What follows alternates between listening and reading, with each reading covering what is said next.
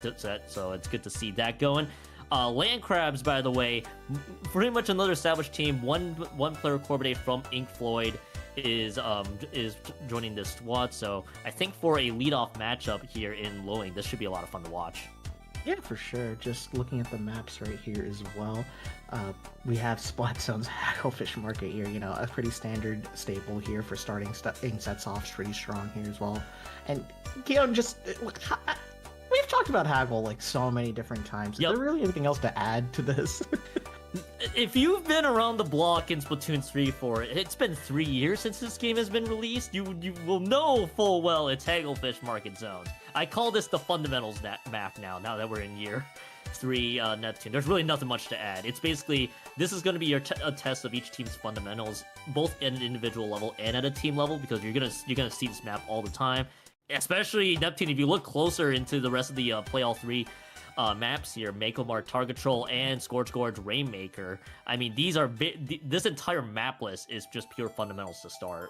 Yeah, for sure. I think that's like generally a really good thing just for like starting off the day. It's just like, okay, let's build up our fundamentals. Maybe we'll dive into a little bit more unconventional stuff later as well. But this first set here is going to be coming down to who plays their game right, who plays their cards down. There's nothing really gimmicky or like a crucial area as well. Obviously, these maps have their power positions, but Haggle, it's generally just like trying to stay inside the core area as well while you hold that zone. And I'm curious to see how both these teams will be able to do it here, Keon. Especially with the first matchup here leading off Low Ink and Neptune. You've been in this situation. I'm trying to remember, you got Low Ink, not eligible for Low Ink is, I guess, the alternate phrase, or officially Low Ink banned last year, I believe. So you know the importance of a great first start to the set, and especially with both teams already about to load up here, which we're going to get to see Land Crabs in the Alpha side. Bravo's side is going to be Angelic or Angelink. We're going to get to see how these weapons play off. Already third kits are shown across the board here, Neptune. What strikes out to you? Yeah, so we obviously have the Frozen Pro out here being the cooler anchor, as opposed to like the usual pencil as well. And then we have the Frozen Pro here for the missile play. I actually really like this pick as well, because missiles will always be able to move people across that zone as well. And you definitely see it's a bit of a scramble already, just trying to go back and forth. Who can put out the paint here? But it's going to break after the first picks coming out here as well. And specials are already being tossed out here, Keon. Yeah, specials already being tossed out here. 2-for-2 trade on both teams right away, but Angelic is going to be the ones that are going to come out here with the advantage. It's going to be Goals taking out Yang, then that will be the delayed 3. This is going to be the delayed wipes. That's going to be the advantage being pushed forward for Angelic coming up here as the Zuka almost lands perfectly onto the player that's hovering around the canopy, but that's going to be just enough pressure for Angelic to continue to strike. BB with the jumps here, and Neptune, this is just a great start right away for Angelic, and they might be able to hold. They definitely will be able to hold now. Yeah, definitely. 3 massive picks right here. It's just the jetpack online here as well, with only 30 ticks remaining here. Just Land Crabs needs to find a way forward. You see the jetpack get popped right here as well as Wendigo trying to push up here as well. We do see 2 picks to be able to push this zone here as well. It's that unfortunately get caught out here in a wipeout. Land Crabs are still in this beautiful push, starting with that jetpack. Crucial hold there too. You got the picks that were about to fall too. That would have been the door slammed shut on Land Crabs to start, but they were able to hold successfully here. Angelic are going to have to respawn, but they do have a great lead right away. But the problem is, that is going to be a Land Crabs going to be getting the first chance to strike while they don't have any penalty points on the board. So if Land Crabs keeps this up, they might be able to swipe lead in the other direction. So far, the Land Crabs has been facing a lot of pressure from Angelic so far, and they are going to have to give up the zone most likely as they lose 2 by themselves here. Neptune, we stand 60-10 on points remaining. Angelic gets the zone back. Yeah, definitely. It's a bit of a tough situation to be in if you are Land Crabs, just being consistently found out by both the Carbon Roller as well as the various other weapons. I noticed Goatless on that shot right there, putting in a lot of work, putting a lot of pressure. 10 missiles all on this ballpoint right here. You do not want that ballpoint on zone right here, but hey, you do have to clear some other members out, which is exactly what Land Crabs does here. Slowly putting up the pressure here. The zone is still unpainted, but I think there are other members coming in here going to clean it up. There we go. Okay, back to this neutral state right here. Now Land Crabs will be finding a way to set up a lockout of their own here, Keon. Yeah, able to push forward. They're going to be focused on that lockout. They got Yang by the way, that had the card roller trying to surprise Land Crabs, but the game shut down, and this is gonna be a lot of pressure from Land Crabs that they can take advantage of, especially now that they're out of the penalty points. Could be very dangerous news here for Angelink, certainly now, as they lose two, just the Bloblobber and the ballpoint still alive, so just the backline available, so they're gonna need to put a lot of paint for Yang to do their work on the carbon roller, and that's also going to be the V-shot effectively going to be coming out of respawns here. 20 points remain, and that's ballpoint. That's the shot drops. This is going to be the imminent lead change, possibly the KO coming up here, and it certainly will be the KO, as that's the wipeout there. Land Crabs holding firm despite the slow start, and they're going to take home game one of this play all three. This first game right here is the epitome of no lead is safe. So this is why we play it out till the end right here.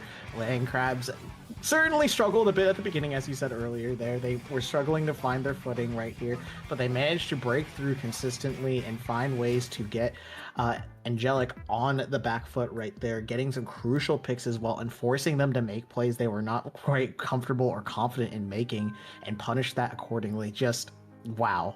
Just, you love to see a team come back from behind and take home the first game in this play all three set. I tell a lot of teams, especially the ones I've played with, probably with a small sample size, of course, to just wait until the clock hits zeros or when we get to see the tape that says game at the end. And that's just a testament to Land Crabs able to stay persistent as a team, especially. With the way they played, also getting key shutdowns on Yang, and they also took out the hero shot replica is what I was thinking of as well, which was a good majority of their front line. Because they were stuck with the Bloblobber and the ballpoint at the back. So once those two went down, they just didn't have enough firepower to sustain or get the fight back there too. So I mean, that's a great comeback from Land Crabs. And I mean, for Angelink, I think Neptune, you can say it in this position 1-0 down in low ink, still no reason to panic. You got Make-Up Tower Control coming up, and I imagine Angelink will just need to tune some things up coming up here. Yeah, for sure. I've been in this position before where, like, we got a bit of a rough start a lot of the times about being a tournament player as well. Just, you definitely just have those games where just like, we almost had that, but like we just unfortunately did some things wrong here as well. If I'm Angelink right now, I'm just probably talking to my team right now, just probably thinking about like, okay, we had that there. What happened, right?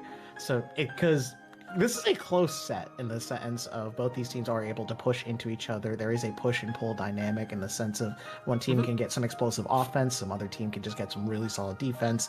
And that's going to come to a boil here on Tower Control Mako Mark, where I think defense is so important by holding through that second checkpoint area.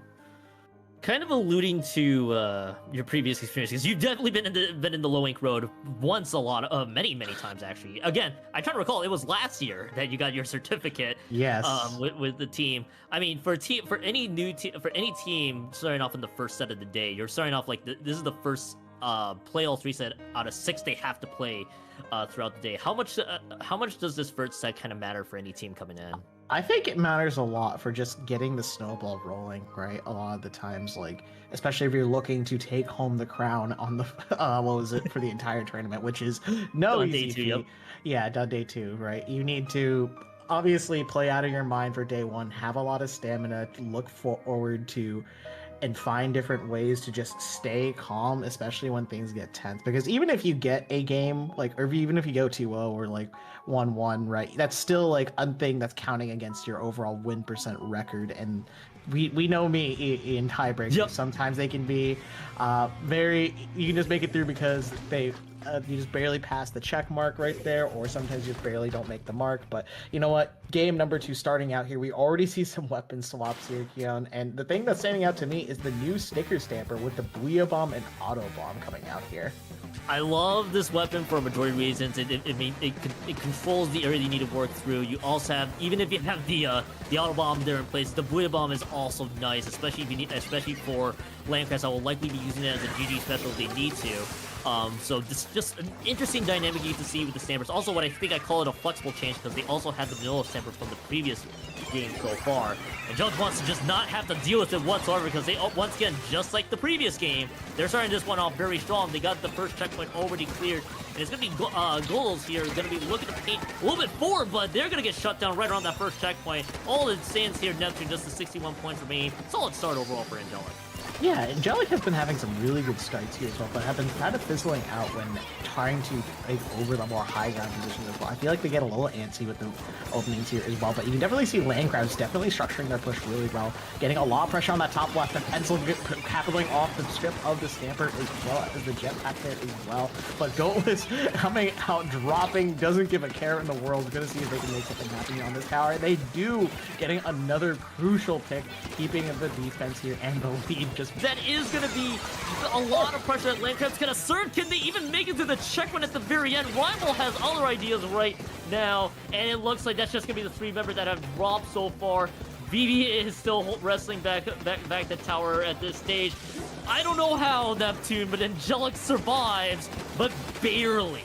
Barely surviving. This Pencil player Wendigo has been absolutely a pain in their side, holding that stack, giving the jumps, providing cooler. This is exactly why Pencil is the monster of a weapon it does. It's a Swiss Army knife to answer any situation. As an anchor player, you need paint, you need special, but right now you can see Land Crab still pushing it forward. Wendigo getting another pick right now as well, just going absolutely bonkers as well. And now Angelic is looking for a way to just move this Pencil out here as well. As you can see, just now all the members are slowly funneling through. We have a lot of things. They're forced to jump out. The tower's finally in their favor. They're gonna get specials of their own. The ball is in the court of Angelic. Yeah, now the ball's in the court of Angelic, but look at how much time that was burned from Land Crabs forcing Angelic back. They don't have much chance. They don't have much time, rather, in order to get this push going. They got 1:10 left to go. So far, that's 3 immediate members that have dropped. I think it was fights across where Rival picked up one, Godos picked up the other, and that is just the Sticker Stamper. That is just the only member alive. But they do have a Buoy Bomb that can buy the team some time. That's what Corbiday is going to use right away. As that Buoy Bomb, where is it going to be thrown? Going to be the ultimate question. Well, it's actually going to get shut down. But I don't think we even saw the Buoy Bomb get thrown. They got heavily focused. 45 seconds left to go. Neptune still a chance for Angelic to strike. Rival is doing their part, but there's still some time left for Angelic to make this push happen. There is a lot of time left, but time is not in the favor of Angelic right now, especially with the specials that are coming up online soon. We have missiles and Booyah Bomb coming out, as well as that cooler that just got popped right here. You're kind of forced to like make plays right now to potentially swing the game, and that's when you start forcing those plays. That's when you're more likely to make a mistake in things right here. But Ryan Ball keeping calm and cool, using that Zuka, getting a huge double right there. You know, take it away here for this last 10 seconds. You got it. 10 seconds left to go on the clock, and that is actually just gonna be the They have the Buoy Bomb. This is gonna be imminent. GG Booyah's being used here. They got 3 seconds. Wait for Corbiday to use it. They're gonna probably send everybody up there, and just an immediate pop. They probably didn't even need it, but somehow 2 members drop. Corbiday takes out 2 by themselves. The critical defense holds for another time, and that's gonna be Land Crabs. That's gonna be the 2-0 victory there in this playoff 3. But of course, you know how low ink goes, especially with playoff 3s. They got to play the 3rd map. Matters for tiebreakers down the road. But what a finish there from Land Crabs, especially how this map kind of played out here from Mekopar Target Troll. Yeah, for sure. Land Crabs certainly played their cards right. And you saw it in the ending there as well. I think it was Corbiday on that sticker stamper as well, using the Booyah Bomb as a GG special right there. They realized, hang on, they only have so much time right here. Let me hold on to this special here and let me pop it at the end. And it was beautifully responded to by Angelic here, because normally when a Booyah gets tossed at tower, there's really nothing you can do, or there's no attempt right there. But there was some creativity in trying to use the splashdown invincibility frames to try and remain on the tower as well as live through the Booyah Bomb. But it's just, unfortunately, Corbiday saw right through that and was ready to just pounce on the tower with that giant sticker stamper hitbox right there, just taking down 2 in 1 swing at the very end there. Just a very well, just checkmate position. I can't really say anything else more, Keon. Nah, I think you covered everything very well there in that second map. So I mean, now we come into what I effectively call the salvage map for Angelink, and Land Crabs looking for that 3-0 to at least help improve their cause. But coming into the 3rd map here, the Scorch Gorge Rainmaker, which again, this is a very common map that we see across the board. I don't know if we have really much to add here for how this map plays, if anybody's been familiar. So I mean, for Angelic, I think the big thing for them is trying to end this one off on a high note, because the set's already effectively lost, but you still want to get that 3rd map win in case it matters on the road, and to obviously keep your morale up, especially with that 1st set ending the way it did.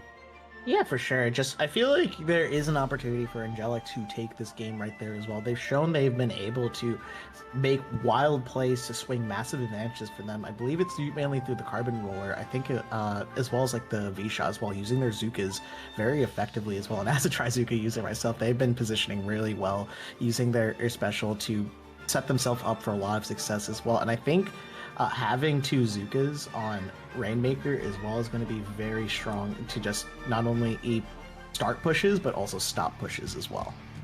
And I would love to see the Zuka usage be used to full effect, as we do get to see the players load in. Land Crab's not going to really change a whole lot here. I think we're gonna, and again, we think we're gonna get to see this Blobber back here from Angelic, unless they've dished it out there. Actually, I think Kello was actually dished out the Custom Expo last time, so this is actually going back to the Blobber that they used in Game 1, but otherwise the idea is effectively the same here. You got Rhyme Ball, by the way, being thrown in on this card roller. So looking to see if they can get anything going for Angelic. And they're already fast start, 20 seconds into the game. Land Crabs goes 3 down. That's a delayed wipe to start things off. Angelic now trying to paint forward. They are going to pick up this Rainmaker and see if they get the first checkpoint. That's a nice little pick there, and Kello does slam this one home. 31 seconds into the game, the first checkpoint already cleared for Angelic here, Neptune. Yeah, for sure. The first checkpoint is already done right here, and I see this Blob right here consistently using Under Shredder as well as the Upper damage of the Blob to just quickly get these picks right here. Force shredding that Booyah right now, putting Land Crabs on a massive disadvantage right here. They're looking for a way to run it forward here. They just picked it up. They also got the jetpack running out, and you definitely see this push keeps going all the way down to 30, which is really good. And then a triple down. It's just the Stamper alive, already trying to be able to scramble for this Rainmaker right now, but it just seems like there's just not enough steam in this engine to keep it going. Yeah, not enough steam left in the tank there. The engine had to be stopped at the next station before they could even get that one moving forward. And I gotta give a lot of kudos to Kello. I'm gonna be honest here. There was a lot of orange ink from Land Crab, just able to maneuver their way through so much of it to get to the 30 points remaining. And especially in a map like Scourge Gorge Rainmaker, where any points past the first checkpoint could potentially be a game-winning one. That could be one of them. But right now, Land Crab's a lot of time left on the clock. We saw a comeback that from Game 1, that they were able to take that one home with the KO. Obviously, the objective being different. Land Crab still has a lot of time, and we get to see Angelic still this time looking to play a heavy defensive setup here, Neptune. Sure. Now, you still got 3 minutes right now, so you can't just turtle up at the end of the day as well. So you got to find a way to be able to stabilize your defense right here. But now Land Crab is going to respond by putting out a pretty strong offense right here. A jetpack covering a lot of area coverage right there, allowing the Rainmaker to move forward through that first checkpoint as well. It's now Yang looking for a way to snake their way in and help Lettuce as well. 2 picks down. We do have numbers as well, but look at how much this Blob is stalling this Rainmaker. They did it for all they can right here as well, but they do have to get moving forward. Abuya is on standby, ready to toss as well. And Angelic needs to find a way to stop this, but just not quite enough just beyond. Not enough, and they've also lost 3 on top of it too. The Booyah Bomb being used is just all pressure everywhere across the board. Yang throws out the Angel, gets another pick, I believe, onto Gonos. I believe this is the 2 that they got on this one. Lettuce is trying to slam this one home and does not. Lettuce does not slam that one home. Rhyme Ball and Jug lives to fight another day, and it's just 2-12 left on the clock. But to your exact point, Familiar, you do not want to rest on your laurels quite yet. You still got to play the full 5 minutes of this game, and it once again shows their Land Crabs another strong push. They get home to the 1 point remaining, and especially in a map like this, that could easily be a game-winning push. Kello runs in straight into the splat bomb. We're gonna pretend we didn't see that, but either way, Land Crabs, Neptune, powerful push to take it home to 1 point remaining. Yeah, for sure. They had everything on the makings of a good push, timed their special accordingly, and just ran it all the way down to that first checkpoint there as well. So now it's going to be a bit of a difficult situation here Angelic. Starting off here, but you got 2 picks to go down. You can see a Booyah Bomb. I think that's going to get shredded all the way down here as well, thanks to this Blobber pushing up here as well. And now it's just a matter of time of how can you knock out here? How can we essentially get a wipeout to be able to push that Rainmaker uncontested practically and move it out here with this last minute on the clock here? They're gonna have to. They're ultimately gonna have to focus on a lot of measures for Land Crabs. Yank's just gonna be the problem player here to look out for. Yang, speaking of which, already collapsing on the Vivi, and it's exactly the player I called out. They have been the source of Land Crab's aggression time and time again. The team also following suit by collapsing onto the rest of Angelic. When Yang focuses one, the rest of the other team following suit. and Land Crabs with a phenomenal defensive hold. They have two specials. They do have enough to stall if they want to opt for that. I think that's what they're gonna try to do right here with the way this Rainmaker's position, and that's exactly what I'm seeing. Rymal's gonna have to be the one to push forward, and it's 48 seconds left on the clock, and this is looking to be pretty textbook here from Land Crabs, the way they're playing this Rainmaker in the final seconds. Yeah, just putting it in the bottom right here just kind of sets you up for just so much difficulty trying to fish that Rainmaker out of there as well.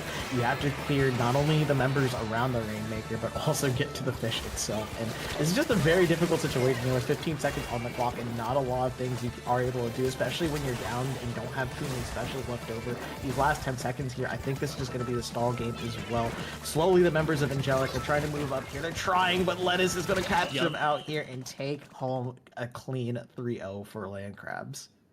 For all the discourse you probably hear about Rainmaker, this is pretty much the way you have to play Rainmaker, especially with what I saw, an 11-second advantage in the last minute. When you're down to the last minute and have a huge lead, and you know exactly where you gotta where you need to stall the Rainmaker, exactly what they need to do, and especially with a map like Scorch Gorge, where you just can plant it on the bottom right. Wendigo pretty much knew what they needed to do, and the rest of the team knew what they needed to do next, and it's exactly how you win those Rainmaker games at the very end. And I know some people will have a lot of talk about how that's not necessarily a lot of interesting Splatoon to watch, but I mean, it is just pure textbook from start to finish. A lot of kudos, Neptune, to Land Crabs. Slow start at the beginning, picked up steam and to finish the set one off there. The 3-0 sweep is gonna be great for Land Crabs and Angelink. I mean, they got 5 more sets to work off of, but I imagine they're gonna have to go back to the drawing board for their upcoming sets. Yeah, for sure. What was it? Just Rainmaker in general has been the source of controversy, especially if you've been at Riptide. I'm not gonna go too far into that. I can hear the crowd chanting there as well. But you know what? I gotta give my props right there. It's just like essentially you just set up a near knockout push right there, and it's just such a big mountain to climb that. Especially if you play the Rainmaker in the positions that they did at the end of that game right there. It's just a very just checkmate, essentially. It's just checkmate's the word I've been using a lot lately because it feels like exactly what Land Crabs is doing to secure these game wins here, Keon. It's a game of chess, but they thought 50 steps ahead of their counterparts there. That's the way we can explain everything. Everything's just a chessboard at this stage. But yeah, I mean, a lot of kudos to Land Crabs. Also, just smart Splatoon at the very end, and just incredible play that we saw there. Again, even if you don't get the KO, you got the dub at the end. That's the important thing there for Land Crabs, and we'll be curious to see how their journey throughout this month's Lowink, plays out as I'm gonna take a quick gander here